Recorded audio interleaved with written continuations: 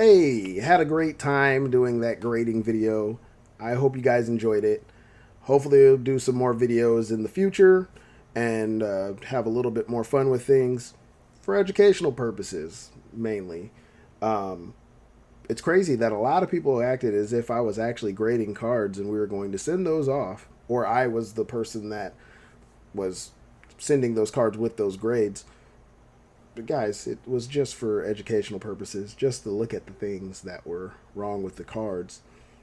Um, Now, if I was actually in the office and I was working as a grader, obviously I'm going to put way more detail into it. I'm going to be paying more attention to a lot more things just for the sole purpose of it's my job. It's not my job.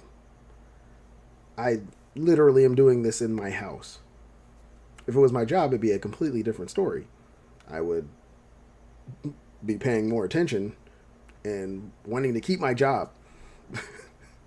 But it's fine. You guys have fun and enjoy the fact that somebody is giving you a little bit of education when it comes to grading your cards. It took me some time and also a lot of failed attempts for me to actually just look at it and go, yeah, I probably shouldn't grade that card because X, Y, and Z. So hopefully you guys take a look at your cards. Try not to send in any base cards, especially if it's not something that's chrome, which seems to be way more valuable in base than paper cards, obviously.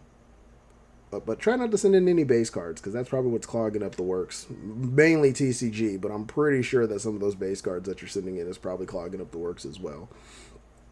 But I hope you guys had fun. I appreciate the comments, even the bad ones.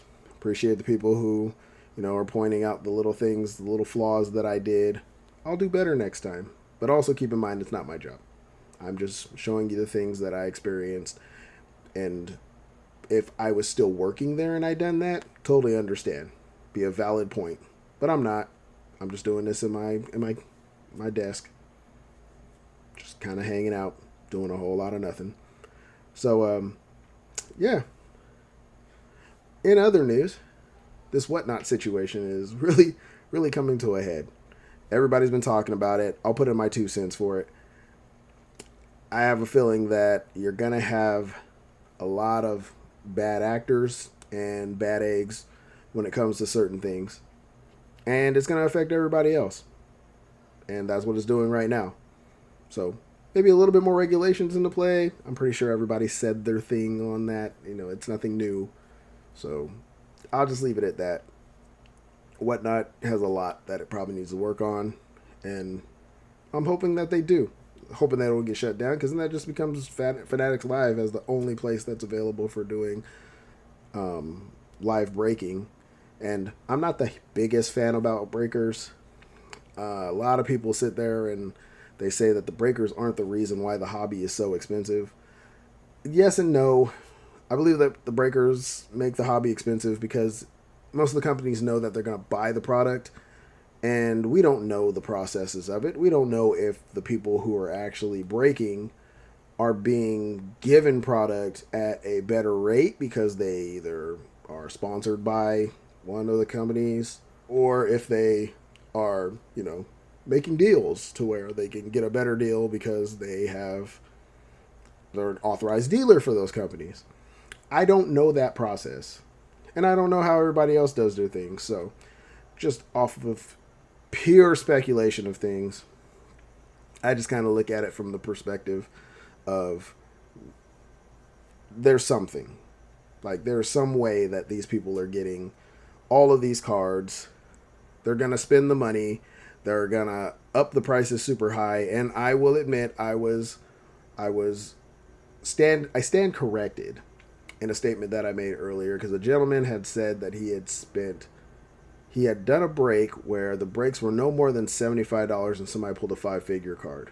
I don't know what product it was. I probably should ask, which I will.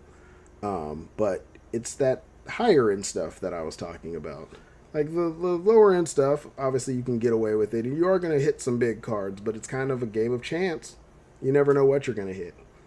So I would do stand corrected. He did prove his point.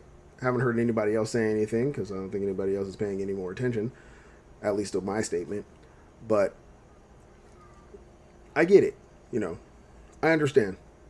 So I don't think breakers are the reason why 100% why the hobby is so expensive, but they are a big factor because they will buy the product no matter what. I don't think there's very many breakers that are not buying the high end stuff, but they're also bad actors in some cases, and they're also the people that will jack those prices up to the point to where it's not affordable for the regular collector. So I won't say all, but most. Is that better? With the breaking situation, I don't want the breakers to go away because they do make the singles a little bit easier to manage, but they also are the reason why the price of everything has skyrocketed because they will buy it. That was a fun time. Had a great time with the grading. Breakers, don't be mad at me.